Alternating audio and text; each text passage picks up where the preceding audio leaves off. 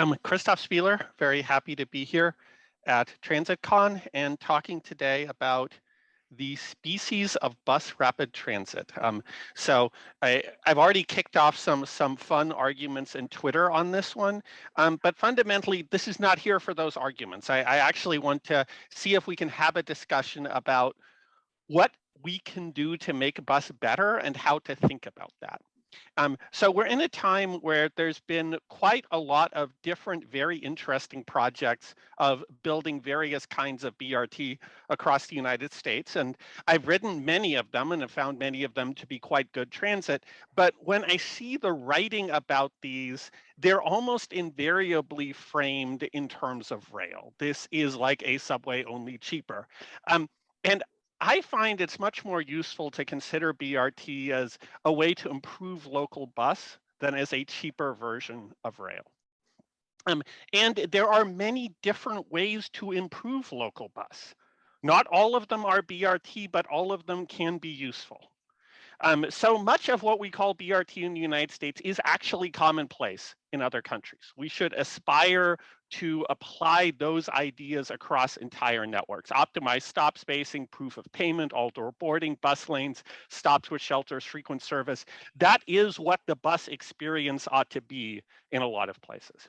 So like a lot of people, I have tried to define bus rapid transit. In my book, Trains, Buses, People, I said for the purposes of this book, BRT has three characteristics: the extensive use of dedicated lanes that are not shared with any cars, high quality stations, and branding that treats the service as distinct from local bus service. So I think that's a useful definition, but really, this issue is much more complicated. BRT is a toolkit. It's a bunch of different things we can apply to the basic bus technology that make it better in many different ways. We can do BAT lanes or busways or HOV lanes or signal priority and stations and level boarding and off-board fares. We can bring bikes on board. We can change stop spacing. We can provide express service. We can change route structures. We can do branding. We can do station signage. We can do real-time info. We can eliminate stop requests so the bus stops at every spot. And all of these make the rider experience better in different ways. What's interesting, though, when I look across the United States is that we seem to combine these in some very particular ways that have led to the creation of really some distinctive species of BRT, different configurations of these features. And if you map out all of these systems across the United States, and across Canada, you'll see that there are some real similarities from system to system and some real differences. Even in this map, you can see that these things tend to group in certain ways. And I frame this presentation in saying I think it's useful to understand and to name these. And I also think that's a much more useful discussion than having an argument about which one of these is real BRT and which one isn't. And in starting to frame these, I'm kind of think like these are some of the categories I see quite commonly. And so I'm going to talk through these, how I've seen them used, and what they seem to be good at. Branded frequent bus, rapid bus with bus lanes, dedicated lane arterial BRT, high capacity dedicated lane arterial BRT, busway, branded busway, freeway express, freeway BRT, and Downtowncirculator. And so let's talk through these and see what these look like in practice. The way I think to do that is to talk about BRT in how it changes the rider experience. So how does this set of tools change the frequency of the service? How does it change the speed of the service and door-to-door trip times? How does it change reliability? And how does it change legibility? Essentially measuring this not in terms of technology, but actually in terms of how it makes people's trips better. So starting with branded frequent bus, what do? We make service frequent and we clearly identify it to riders as frequent. This is fundamentally basic bus service, just with a dependable level of all-day frequency and with a clear indication to passengers that that frequency exists. This is what Houston has done with its redesigned bus network. It's what Portland has with its high frequency network. It's what Minneapolis, St. Paul has. And done well, this really gives the rider a promise they can rely on, saying that the bus will be there every 15 minutes, giving you a clear map of which routes run that way, giving you indications at the stops of that service is actually incredibly useful to riders. So branded frequent bus, is this BRT? No. Is it useful? Yes, anywhere where the density and level of activity supports it. And fundamentally, we need a lot more of this. And I want to emphasize this is not just running frequent service, it's clearly telling riders we're running frequent service.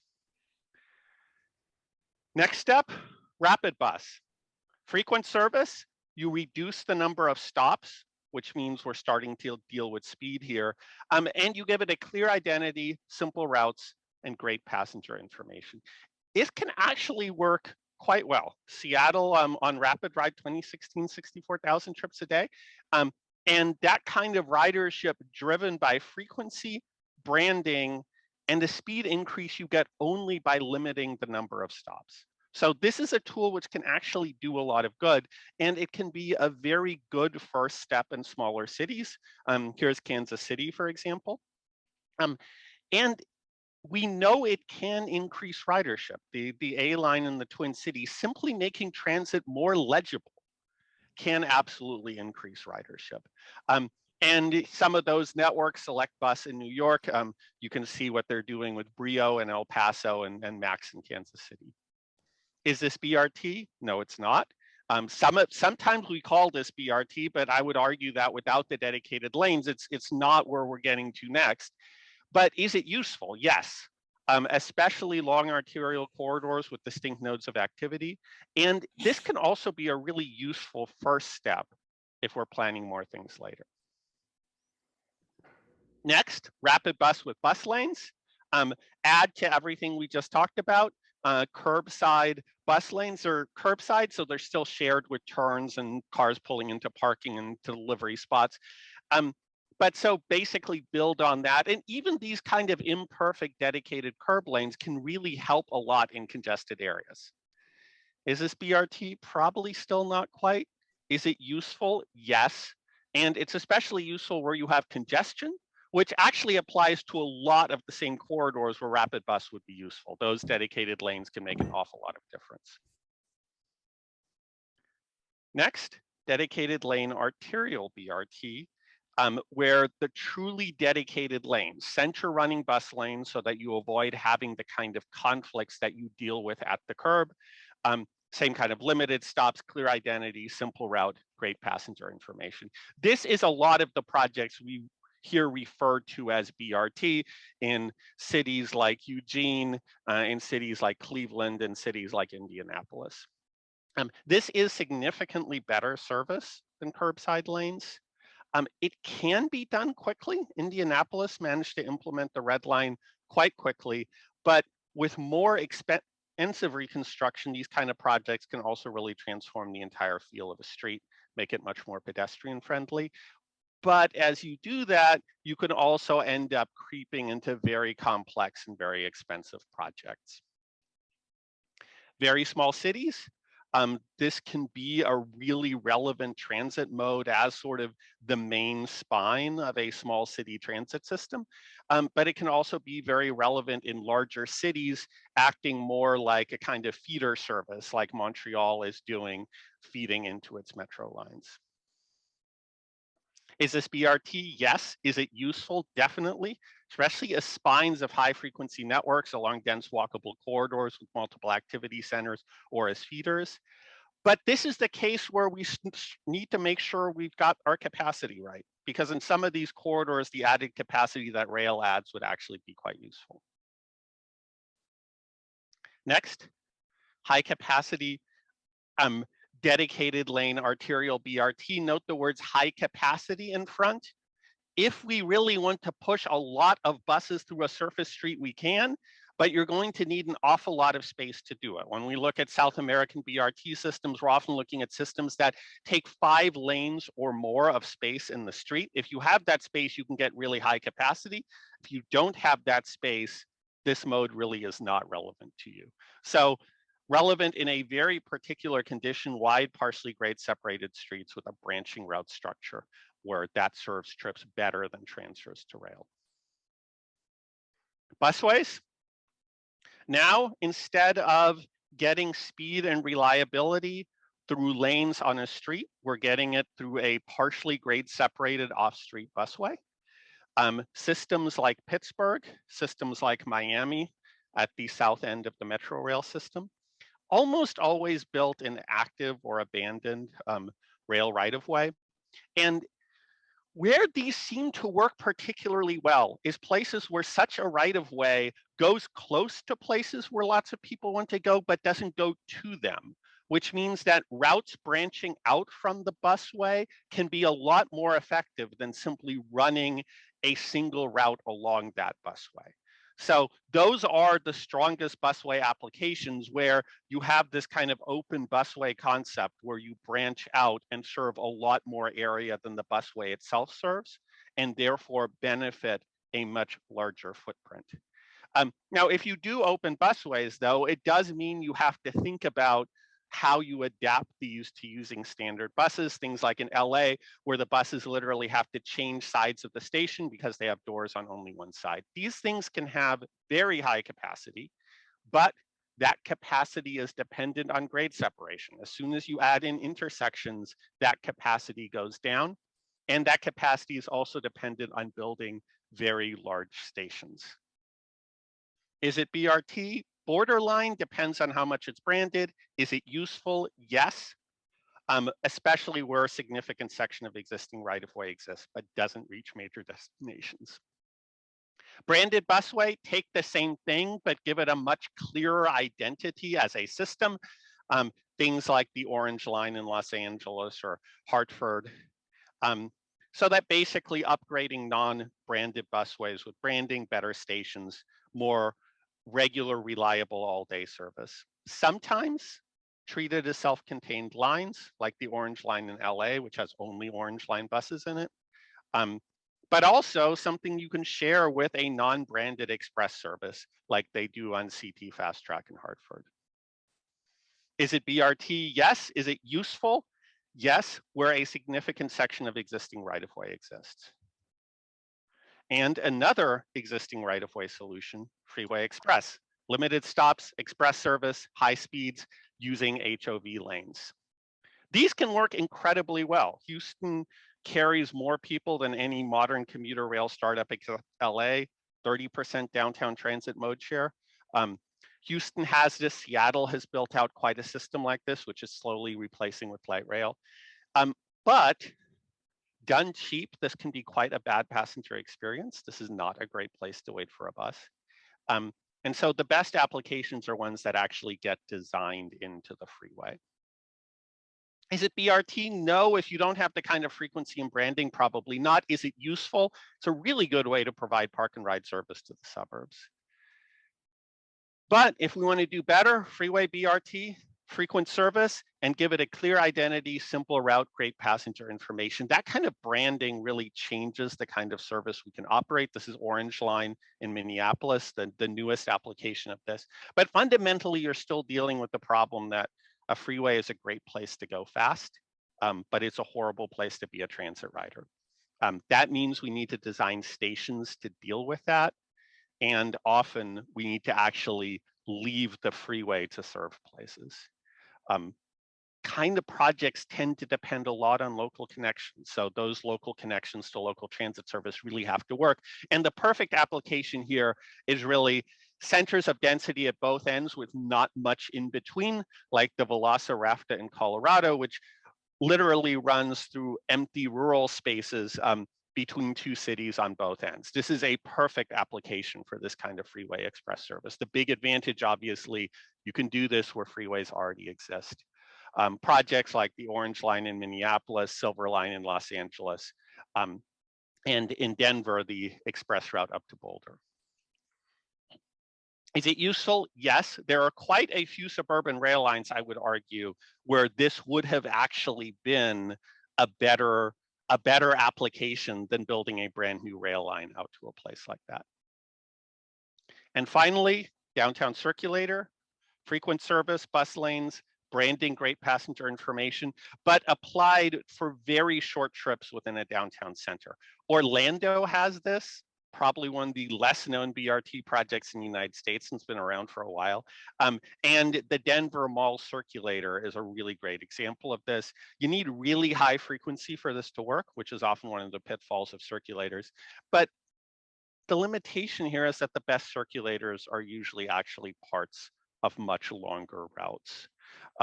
So is it BRT? Yes. Is it useful? Maybe. But if you're designing a circulator, you should step back and ask, can I design a bigger transit system that actually serves more kinds of trips and happens to be a good downtown circulator at the same time?